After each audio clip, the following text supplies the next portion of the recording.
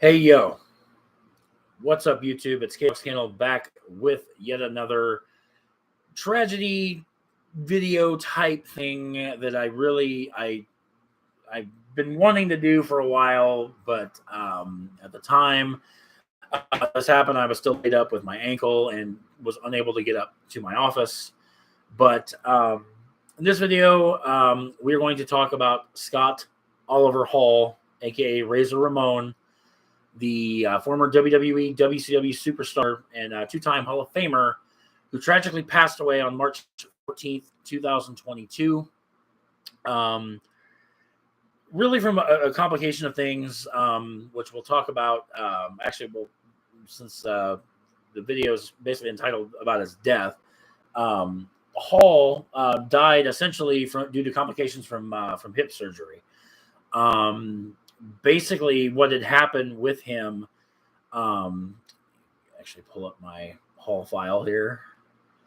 Um, yeah, so um, Hall apparently broke his hip in the early part of March, and came out later after he had passed that he broke his hip and was immobile for days before Diamond Dallas Page, who a lot of people credit, for how and why we had Scott Hall for so many more years, actually found him laying on the floor after doing a wellness check on him, and the took him to the hospital. I mean, the guy's laying on the floor for days with a broken hip.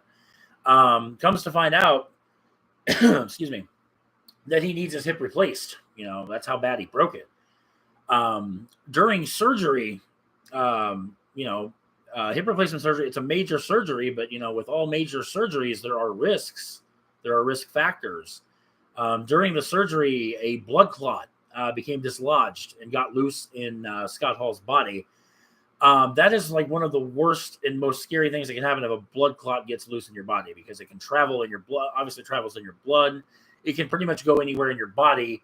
And in the case of Scott Hall, it got to his heart, caused him to have 3 consecutive heart attacks. I think it was the night before he passed. Or 2 days before, 306, March 12th. Yeah, and then he was put on life support at Wellstar Kennestone Hospital in Marietta, Georgia.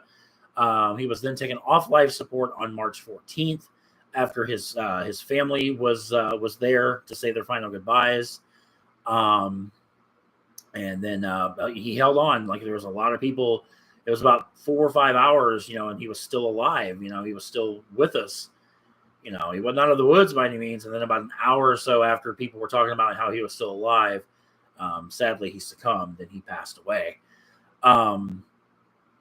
It actually, oddly enough, WWE is the one that broke the news of essentially that he had died, with a graphic or whatnot that he had passed.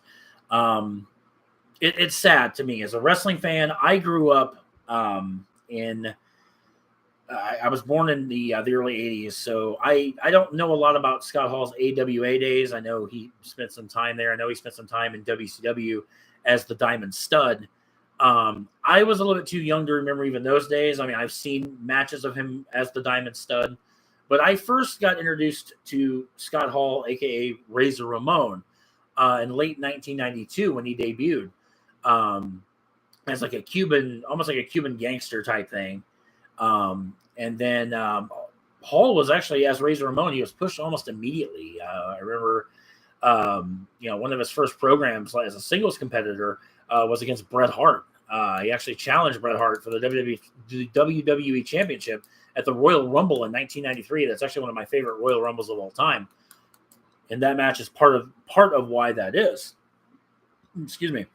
And then Hall would transition into he would turn babyface, and he would throughout the mid '90s he'd actually win the Intercontinental Championship. Actually, didn't write. I just said multi-time Intercontinental Champion. I think it was like a 5 or a 6-time Intercontinental Champion. Had a legendary ladder match with Shawn Michaels at WrestleMania 10 in 1994. Had actually a great feud with Shawn Michaels throughout 1994. They would try to redo the ladder match at SummerSlam in, was it 95? but it just didn't live up to the hype mainly because they couldn't use the ladder as a weapon as they did at WrestleMania 10, which was kind of stupid, but it is what it is. Blame WWE for that stupid shit. So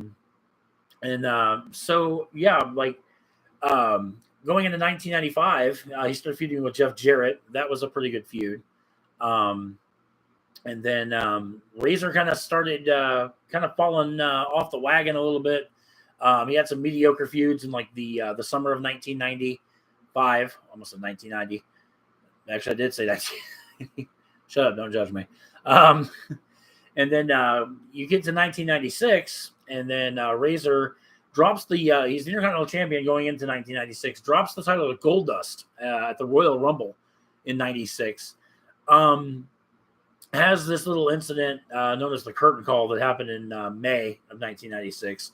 Razor had left the company. Razor was going to WCW. And that is where everything for Scott Hall just blossomed into one of the greatest runs, if you will. Scott Hall programming in his Razor Ramon accent, gimmick, whatever you want to call it. Excuse me. Says pretty much says, you know who I am, but you don't know why I'm here. Referencing that he's invading WCW from up north in WWE. And basically tells, he's like, you want a war, you're going to get one. This would then transition to Kevin Nash, a.k.a. Diesel, coming on board. I think it was the next week, or might have been the week after. Actually, I think it was the week after, or not the following week, the week after, because the next week he has a conversation with Sting, and he says, I've got a big surprise for you. And then the following week is when Kevin Nash comes out. And then this would lead into them wanting a match, whatnot, with like WWE's top guys or whatnot. They come out of the Great American Bash in 96, threaten Eric Bischoff. Bischoff says, you're going to get your match at Bash on the Beach. They powerbomb Bischoff through a table. We go to Bash on the Beach. Obviously, everybody knows what happens with that. Hogan is revealed as the third man. They start the NWO. And then everything just kind of went on the ups and ups for Scott Hall. I could literally sit up here for hours and talk about everything in his career. Excuse me. Hall had some legitimate problems. Obviously, Scott Hall had an alcohol problem. He was an alcoholic. I think that had a lot to do with, with some of his health problems later in life. They even tried to do they tried to rechristen the NWO several times. The worst incarnation was obviously the WWE's version because it didn't last very long. They would come out at No Way Out in 2002. It was Hogan, Hall, and Nash. They were being brought in by Vince McMahon because Vince McMahon, Ric Flair were co-owners of the company, and he was going to inject the WWE with a lethal dose of poison, that being the NWO, to kill it from basically within. Nothing really massively happened. Hall didn't have really that big of a run, whatnot. His biggest claim to fame was a match at WrestleMania 18 against Stone Cold Steve Austin, which he lost. And then Hall would, quietly he'd make some independent appearances. Would eventually go to TNA. And then we get into his personal life where, like I said, he was an alcoholic, went to rehab several times. WWE paid for his rehab so many times. There's an old saying, you can't help somebody that doesn't want to help themselves. And I'm not saying that as a slap against Scott Hall. When you have a demon, which is what addiction is, it's a demon that you can't quite overcome, because even when Hall passed away, X-Pac, aka Sean Waltman, revealed that Hall had slipped due to the COVID-19 pandemic, had slipped back into alcoholism. So maybe, I don't know if Hall was drunk when he fell and broke his hip, or whatnot, or why or how he couldn't have got to a phone. I mean, obviously, if you break your hip, you're immobile, you can't move. I get that. But it's sad. It breaks my heart because, like I said, I grew up watching Scott Hall. And then, yeah, what happened? Oh, April 8th. Yeah. And I just put buried on April 8th. Um, and his service obviously was attended. Also, Hall, or obviously Hall was there. Kevin Nash, Sean Waltman, DDP, Shawn Michaels, Triple H, amongst others, were there.